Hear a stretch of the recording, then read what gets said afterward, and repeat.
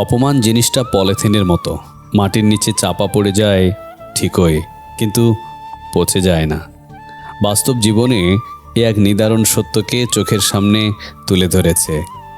এই কথাটি পড়ার পর বুকের ভেতরটা অজান্তেই কেঁপে ওঠে, কারণ আমাদের সবার জীবনেই এমন কিছু অপমানের স্মৃতি আছে যা মাটির নিচে চাপা দিয়ে রেখেছি, কিন্তু তা আজও পচে যায়নি।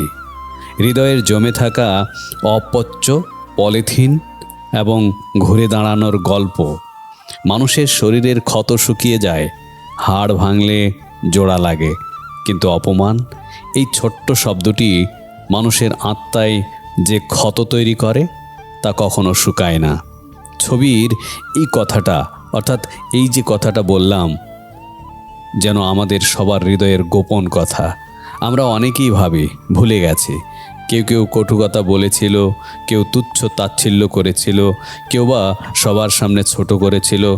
আমরা সেসব স্মৃতিকে সময়ের ধুলো দিয়ে বা হাসি মুখের আড়ালে মাটির নিচে চাপা দিয়ে দিই।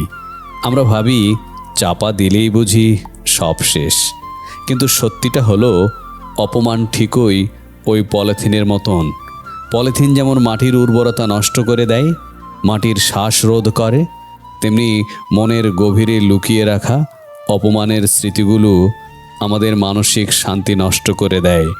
এগুলো পচে না, এগুলো গলেও না, বরং নির্ঘুম রাতে একাকী মুহূর্তগুলোতে সেই চাপা দেওয়া অপমানগুলো মাটি ফুঁড়ে বের হয়ে আসে।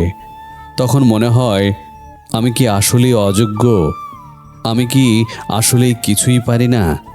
এই বিষাক্ত চিন্তাগুলো আমাদের ভেতর থেকে কুড়ে কুড়ে খায়। তবে এখানেই জীবনের মোড় ঘুরিয়ে দেওয়ার সুযোগ।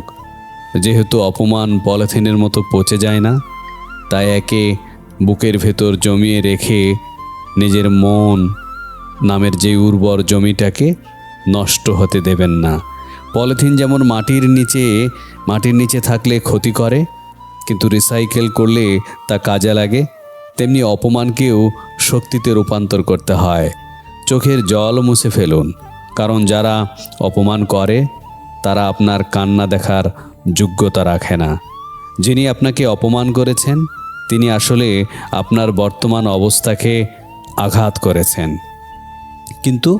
কিন্তু আপনার ভবিষ্যৎ গড়ার ক্ষমতা আপনার হাতে। এই যে বুকে চেপে রাখা কষ্ট, এই যে না বলা কথাগুলো, এগুলোকে জেদ হিসেবে ব্যবহার করুন। অপমানকে প্রতিশোধ হিসেবে নেবেন না, একে জ্বালানি হিসেবে নিন। মনে রাখবেন, পলিথিন পোড়ালে যেমন প্রচুর তাপ উৎপন্ন হয়, তেমনি অপমানের স্মৃতিগুলো বুকে জ্বালিয়ে দিলে যে আগুনের সৃষ্টি হয়, সেই আগুন দিয়ে সফলতার রকেট ওড়ানো সম্ভব। ইতিহাস সাক্ষী, পৃথিবীতে যারা আজ কিংবদন্তি, যারা মানুষের আইকন, তারা প্রত্যেককেই জীবনের কোনো না কোনো বাঁকে প্রচণ্ড অপমানের শিকার হয়েছিলেন। তারা সেই অপমানকে পচে যেতে দেননি, আবার সেটাকে বুকে নিয়ে বিষণ্ণতায় ভোগেননি। তারা সেই অপমানের জবাব দিয়েছেন নিজের কাজের মাধ্যমে, নিজের বিশাল সাফল্যের মাধ্যমে। নিজেকে বলুন, আমাকে মাটির নিচে পুঁতে ফেলার চেষ্টা করো না, আমি তো বীজ। আমাকে যত গভীরে পুঁতবে আমি তত শক্তিশালী হয়ে গাছ হয়ে মাথা তুলে দাঁড়াবো। তাই আজ থেকে ওই পলিথিন রূপী অপমানগুলোকে আর জমিয়ে রাখবেন না, ওগুলোকে বের করে আনুন এবং নিজের সাফল্যের চুল্লিতে জ্বালানি হিসেবে ব্যবহার করুন।